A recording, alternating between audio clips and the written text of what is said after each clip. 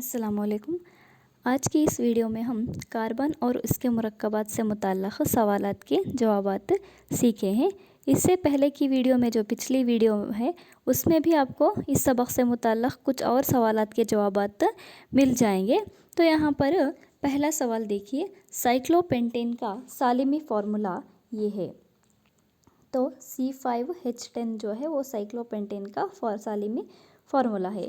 یہ جو سائکلوپینٹین ہے آپ کو اس کا ساختی ضابطہ بھی یہاں پر سیکھنا ہے۔ تو آپ کو 5 کاربن ایٹم لے کر ایک چھلے کی شکل میں انہیں بنانا ہے۔ تو آپ دونوں ضابطے سیکھ لیجئے۔ تو اگلا سوال، ایتھینوئک ایسڈ میں پائے جانے والا فنکشنل گروپ کون سا ہے؟ تو COOH جو ہے ایتھینوئک ایسڈ جو کہ ایک کاربوکسیلک ایسڈ فنکشنل گروپ ہے وہ پایا جاتا ہے۔ تو یہاں پر OH جو ہے وہ آلکوہل ہے، CH وہ جو ہے آلڈیہائیڈ ہے، C ڈبل بانڈ وہ کیٹون ہے۔ اس طرح کے تمام اور فنکشنل گروپ بھی آپ یاد کر لیجئے۔ یہاں پر ایتھینوئک ایسڈ ایک مثال دی گئی ہے۔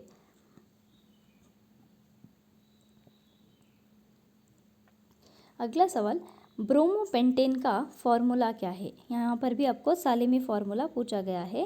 تو C5H11Br جو ہے یہ بروموپینٹین کا فارمولا ہے۔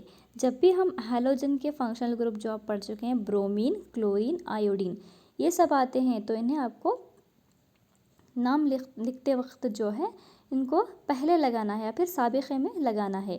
بروموپینٹین، تو یہاں پر پینٹین کا مطلب کاربن کے 5 ایٹم پائے گئے ہیں یا پھر 5 جوہر پائے گئے ہیں اور واحد بانڈ ہونے کی وجہ سے آلکین ہے پینٹین، بروموپینٹین اس کا نام ہے۔ اگلا سوال، میل کو صاف کرتے وقت صابن کا آئنی سرہ پانی سے تعامل کرتا ہے جبکہ کاربن زنجیر تیل سے تعامل کرتی ہے۔ تو میل جو ہے وہ روغنی ہونے کی وجہ سے اس کا کاربن زنجیر جو ہے تیل یا پھر روغن کو جکڑ لیتی ہے، اس طرح سے یہ میل کو باہر نکال لیتے ہیں۔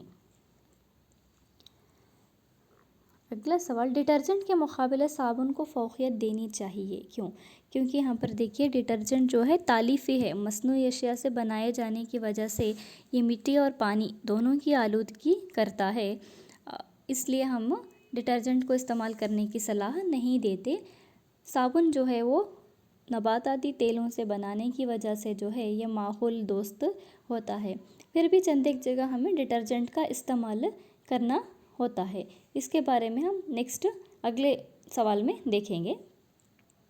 تو یہاں پر دیکھیے، میل کو صاف کرتے وقت صابن اور میل مل کر جو ساخت بناتے ہیں اسے ہم مسیل کہتے ہیں۔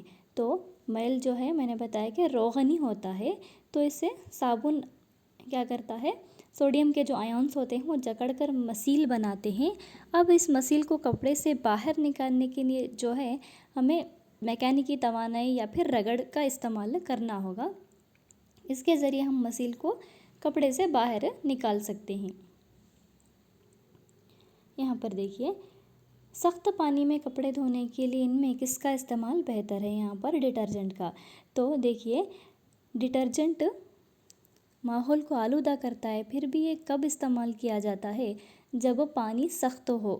تو سخت پانی جو ہے صابن میں جھاگ نہیں دیتا یا پھر صابن سخت پانی میں جھاگ نہیں دیتا۔ اس موقع پر ہمیں ڈٹرجنٹ کا استعمال کرنا ہے۔ یہاں پر ڈٹرجنٹ کیا کرتا ہے، سخت پانی کو نرم پانی میں تبدیل کر کے جھاگ دیتا ہے جس سے کپڑے صاف ہوتے ہیں۔ تو جن جگہوں پر سخت پانی میسر ہے وہاں پر ڈٹرجنٹ کا استعمال لازمی ہو جاتا ہے، مگر پھر بھی یہ ماحول کو آلودہ کرتا ہے۔ پانی کے سخت ہونے کے لیے ذمہ دار یہ نمک ہیں۔ تو پانی سخت ہونے کے ذمہ دار میگنیشیم اور کیلشیم کے آئونس جو ہیں، یہ نمک جو ہیں یہ پانی کو سخت بناتے ہیں، اسی وجہ سے جو ہے یہاں پر صابن جھاگ نہیں دیتا۔ ساتھ ساتھ یہ سخت پانی کے نقصانات یہ ہیں کہ یہ فیکٹریوں کے جو بوائلرز ہوتے ہیں ان کو بھی نقصان پہنچاتے ہیں، اور پانی بھرنے کے جو برتن ہوتے ہیں ان کو بھی نقصان پہنچاتے ہیں۔ لمبے وقفے تک پانی اس میں رکھنے سے یہ برتن خراب ہو جاتے ہیں۔ تو یہاں پر دیکھیے آخری سوال، کاربن کے اس مرکب میں جمعی تعامل ہوتا ہے۔ تو یہاں پر آپ کاربن کی کیمیائی خصوصیات میں احتراق، جمعی تعامل اور بدل تعامل تینوں پڑھ چکے ہیں۔ تو यहाँ पर देखिए जमई तामुल कब होता है, जब कार्बन्स जो हैं हाइड्रोकार्बन्स गैर सैरशुदा होते हैं। तो आपको पता है कार्बन की गिरफ्त 4 है, अगर ये गिरफ्त 4 सेटिस्फाइड नहीं होती है तो वहाँ पर क्या होता है, जमई तामुल होता है। तो ये आल्कीन और आल्काइन जो हैं इनमें जमई तामुल होता है। तो यहाँ पर इस मिसाल में C2H4 जो है यहाँ पर जो है आप जमई तामुल देख सकते हैं। तो इस तरह के और भी मुरक्कबात में आप दिए जाएं तो समझकर सवाल देखिए। यहाँ पर सैरशुदा है या गैर सैरशुदा, अगर वो सैरशुदा हो तो वहाँ पर बदल तामुल होता है, अगर गैर सैरशुदा हो तो जमई तामुल। यहाँ पर पहली मिसाल देखिए CH4 मीथेन है, यहाँ पर क्या होता है, बदल तामुल होता है। अगर आपको किसी और क्लोरीन वगैरह को इसमें रखना है तो आपको एक हाइड्रोजन वहाँ से निकालना होगा। तो इसकी मिसालें भी आप किताब में देखकर याद कर लीजिए। तो आखिर में इस वीडियो को देखने के बाद आप तमाम सवालात के जवाबात लिख कर रख लें और इम्तिहान तक इसका बार बार इयादा करें।